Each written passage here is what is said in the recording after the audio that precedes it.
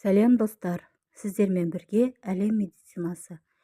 Бүйрек ауруының басты белгілері: бүйрек адам ағзасындағы ең маңызды мүшенің бірі.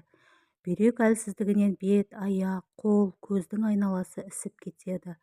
Бүйрек ағзадағы суды реттейтіндіктен, оның жұмыс бұзылса, қан айналымы нашарлайды.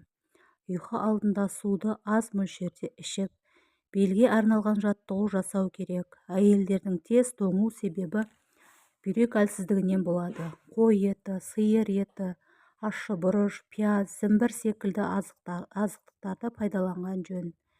Бүйрек әлсіздігі әйелдің жыныстық қарым-қатынасқа қызығушылығын төмендетіп, себепсіз ашуланып, климаксқа тым ерте басталады.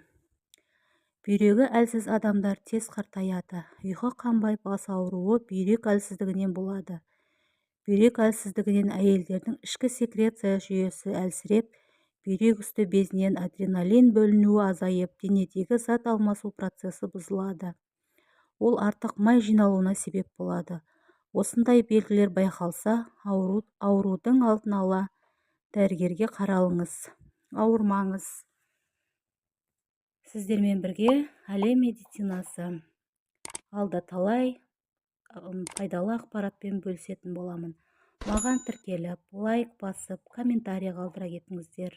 Рахмет.